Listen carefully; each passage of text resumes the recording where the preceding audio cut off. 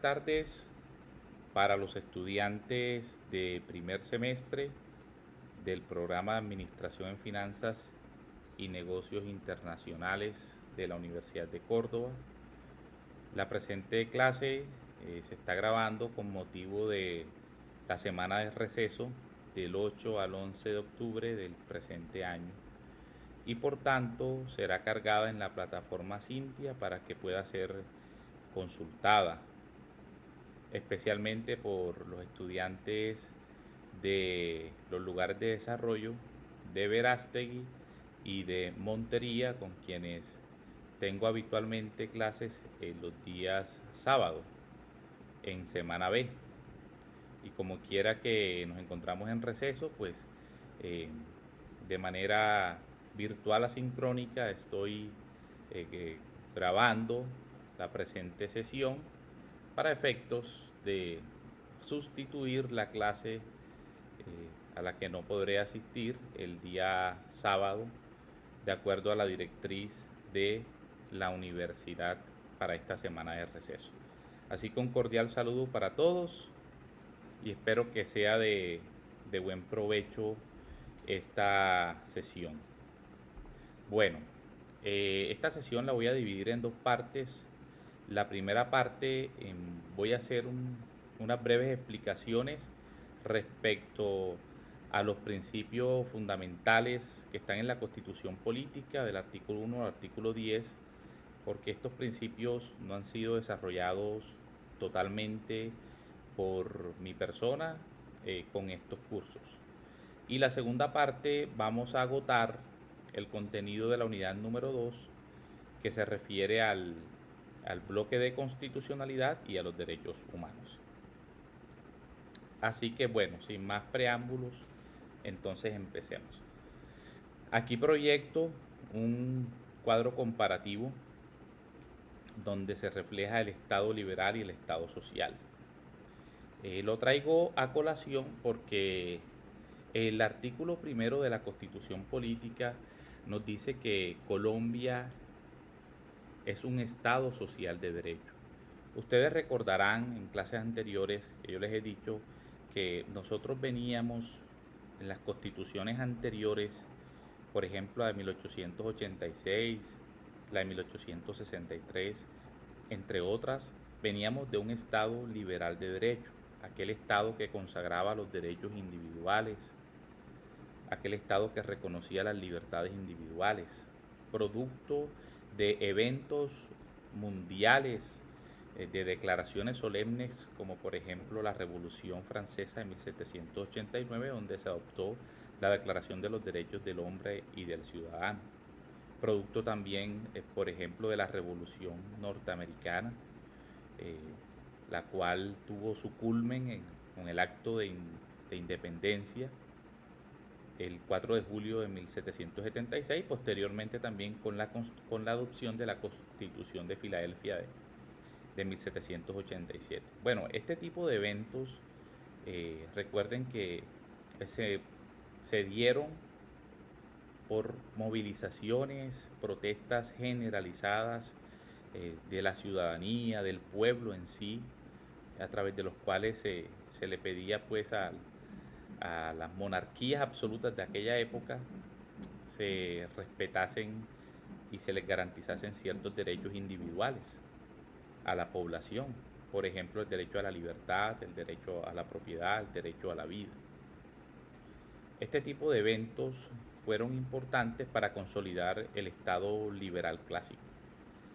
Sin embargo, ese Estado liberal clásico evolucionó y a partir del siglo XX, bajo las ideologías marxistas-leninistas, se fueron, digamos, variando algunos fundamentos filosóficos o ideológicos de ese Estado liberal clásico o Estado liberal de derecho. Y así fue como se dio inicio a lo que se llamó el constitucionalismo social. Pasamos de un constitucionalismo liberal a un constitucionalismo social. Y en alguna clase les mencionaba que ese constitucionalismo social empezó con la constitución de de México del año 1917, luego con la Constitución de Weimar en Alemania en 1919, posteriormente con la Constitución española en 1931.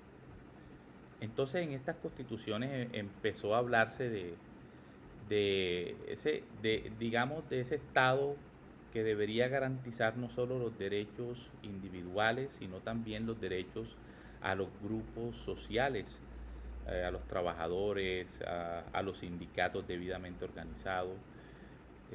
Se empezó a dotar al Estado de facultades para intervenir también en la economía, con un intervencionismo moderado, con el fin de qué, de corregir las desigualdades sociales, con el fin de alcanzar una igualdad, pero no una igualdad formal, sino una igualdad material y efectiva.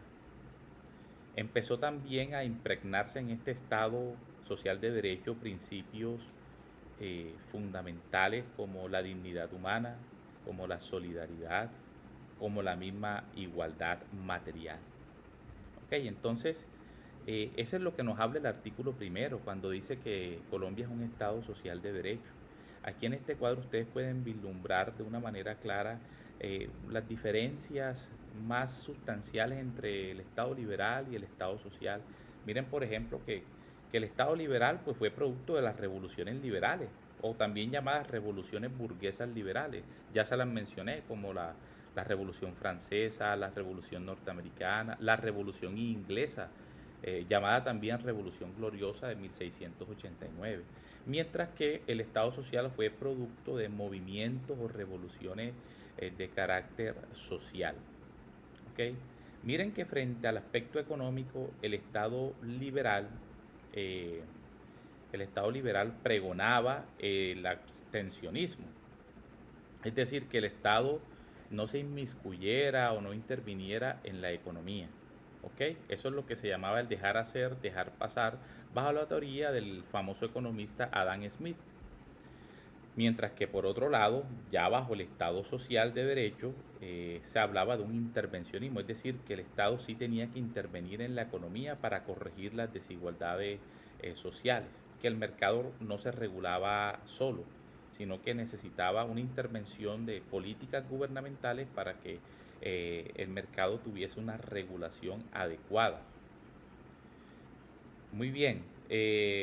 Miren que respecto al grado de la regulación, el grado de regulación, es decir, de normas en el Estado liberal era mínimo, que realmente el Estado eh, no intervenía mucho en la vida privada o en las libertades del individuo, mientras que en el Estado social de derecho el Estado adquiere mayores niveles de intervención, llegando a niveles intermedios de intervención.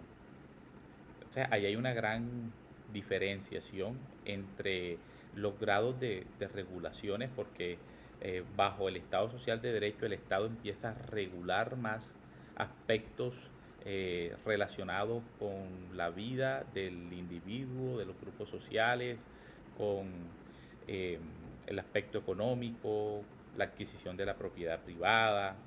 Entonces vemos un Estado regulador que emite producción normativa, o sea, emite normas para regular todos estos aspectos en la vida del individuo y de los grupos sociales dentro de una sociedad. Vemos también que en cuanto a la ideología, el Estado liberal se caracterizaba por un liberalismo burgués, por eso les decía ahorita que esas revoluciones como la inglesa, eh, la, la norteamericana y la francesa, predominantemente la francesa y la norteamericana, tuvieron, tuvieron un fundamento ideológico que fue la burguesía. Por eso se llamaban revoluciones burguesas liberales.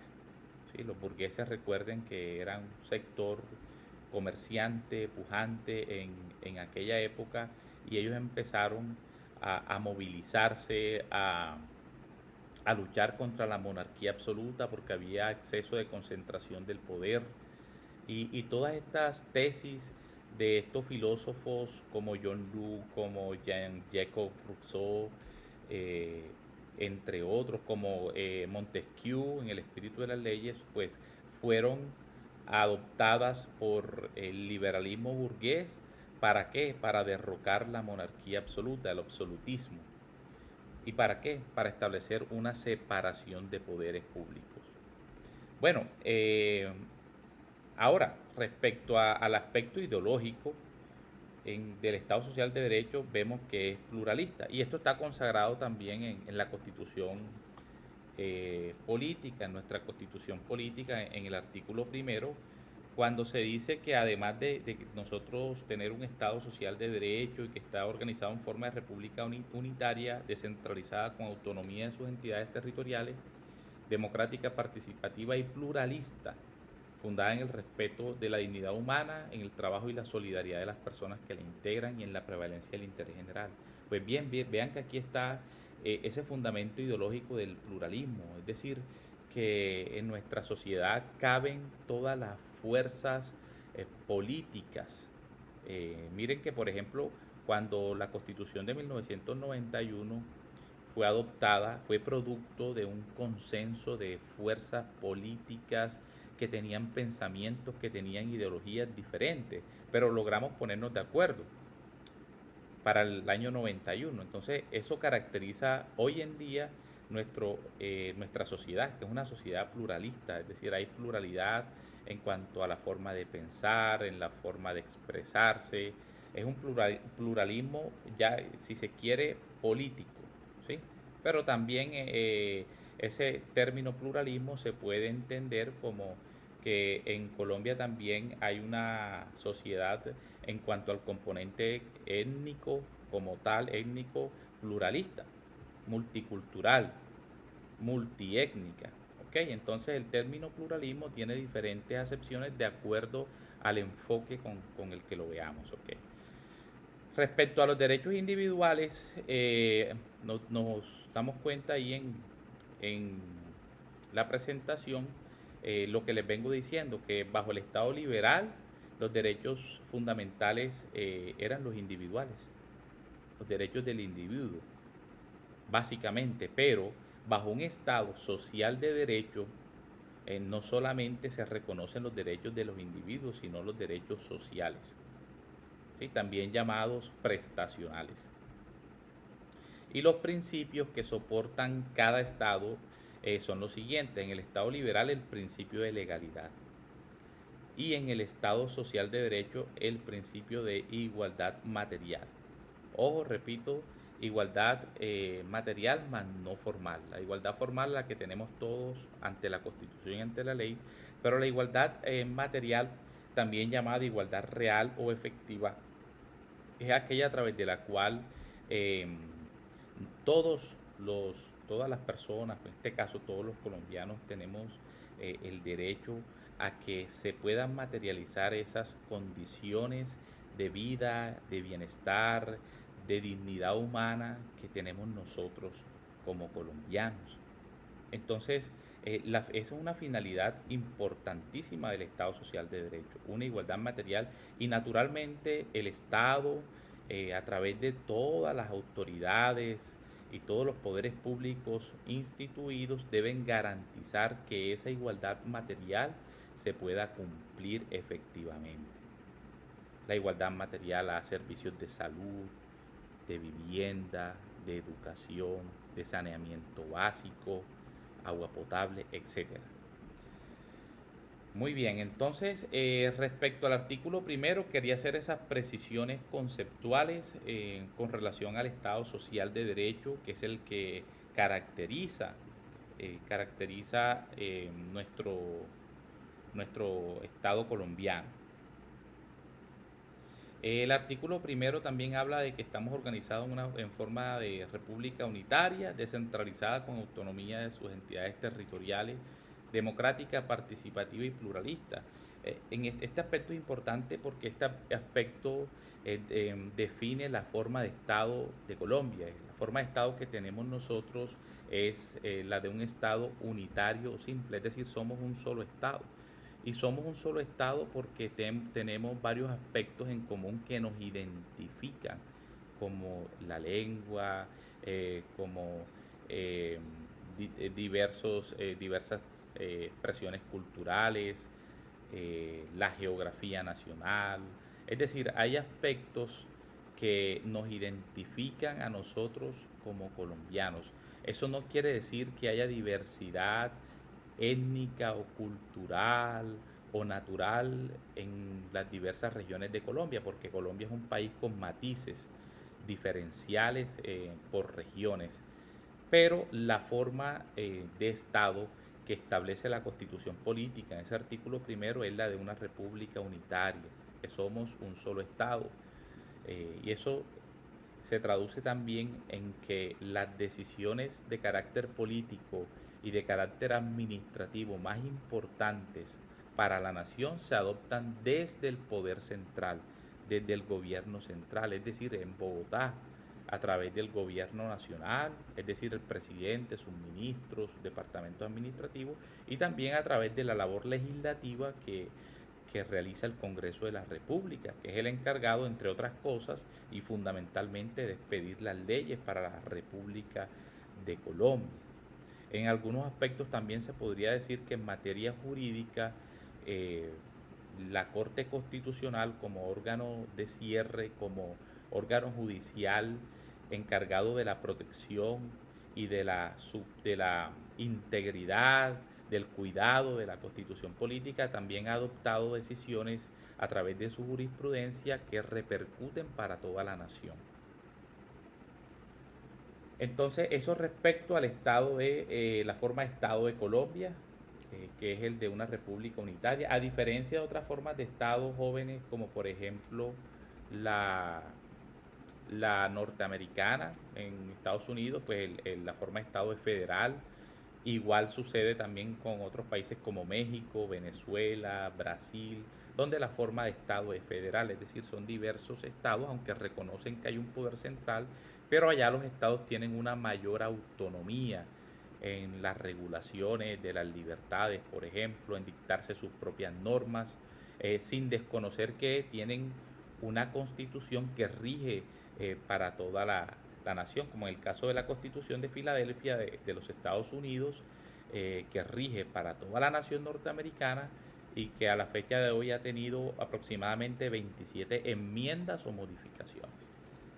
Entonces, eso respecto a la forma de Estado, se reconoce también en este artículo primero que si bien somos un Estado central, unitario, simple, eh, también reconocemos que hay una descentralización administrativa, que hay una descentralización territorial, que hay una descentralización por servicio. Pues eso qué quiere decir? Que hay unas entidades territoriales consagradas en la Constitución Política, artículo 286, que tienen cierta autonomía. Es decir, tienen una autonomía relativa, más no absoluta. Esas entidades territoriales son los departamentos, municipios, distritos, territorios indígenas, ¿sí? Entre otros, pero son las más fundamentales. Entonces, estas entidades territoriales gozan por disposición de las leyes de cierta autonomía en la gestión de sus intereses, en asuntos administrativos, en asuntos, por ejemplo, presupuestales. Sin embargo, esa autonomía que tienen no es absoluta porque, por ejemplo, existen,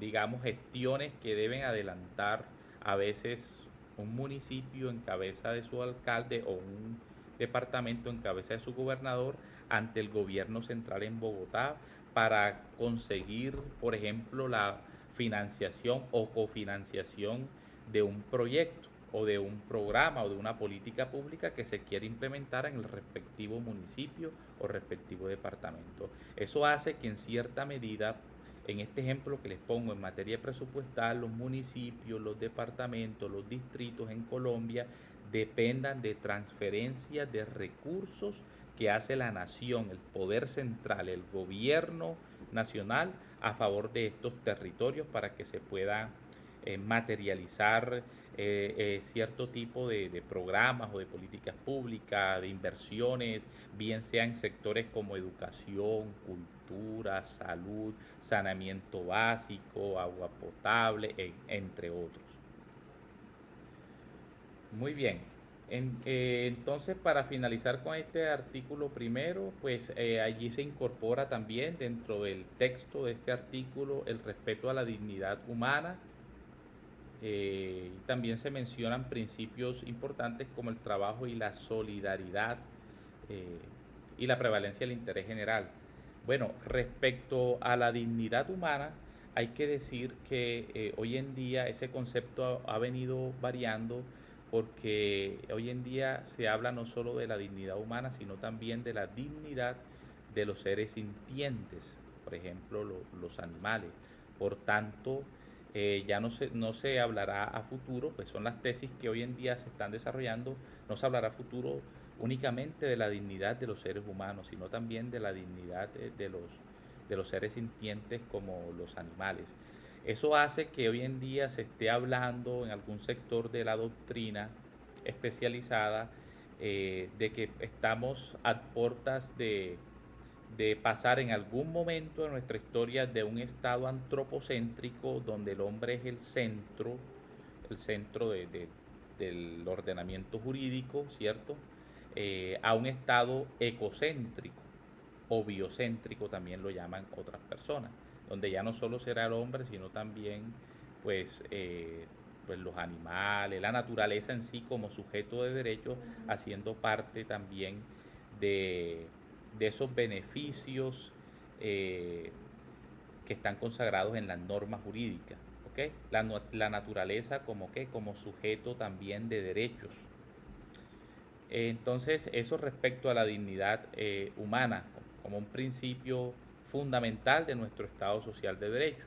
Y finalmente, este artículo habla también del trabajo y de la solidaridad, que son principios importantísimos del Estado social de derecho.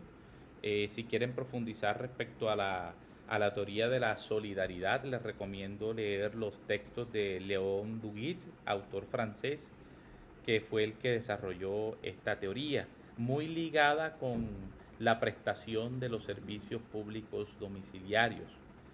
Por ejemplo, cuando, cuando ustedes ven la factura de los servicios públicos domiciliarios, ustedes se dan cuenta que ahí hay unas tarifas que son subsidiadas. Hay un porcentaje de la tarifa de los estratos 1 a 3 que son subsidiadas por estratos 5 o 6, y también por el sector comercial e industrial.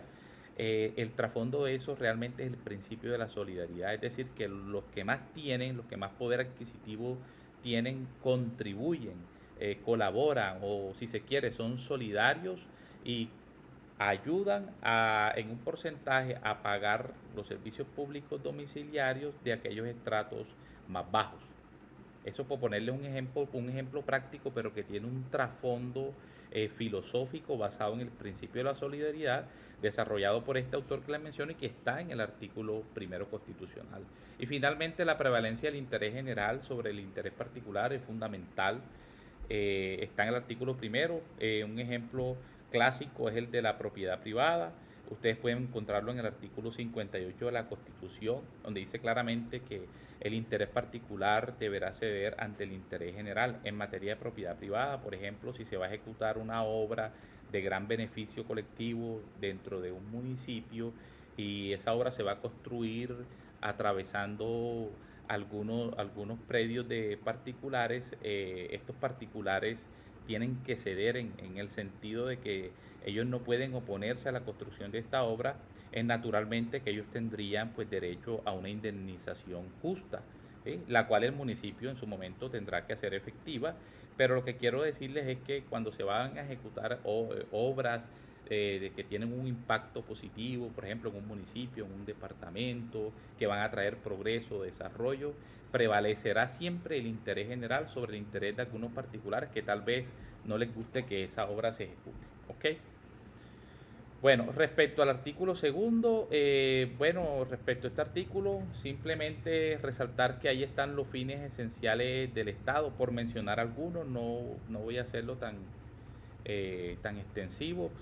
Por ejemplo, el servir a la comunidad, promover la prosperidad general, facilitar la participación de todos en las decisiones que los afectan. Me detengo un tanto en este principio, que es el de la participación ciudadana, porque es fundamental que hoy en día los ciudadanos se involucren en la vida política, comunitaria y cívica.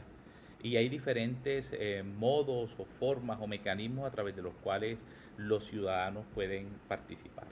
En la clase que veremos más adelante relativa a los mecanismos de participación ciudadana, vamos a hablar de esos mecanismos, pero por ponerles un ejemplo, miren, un ciudadano que presenta un derecho de petición ante una autoridad administrativa está participando, así sea para pedir una información, pero está ejerciendo ese derecho a participar en la vida pública de su municipio, de su departamento, de la nación. Entonces, hoy en día la participación ciudadana se ha consolidado a través de la jurisprudencia de la Corte en un principio fundamental en nuestro Estado social de derecho. Y también tiene un carácter de derecho fundamental.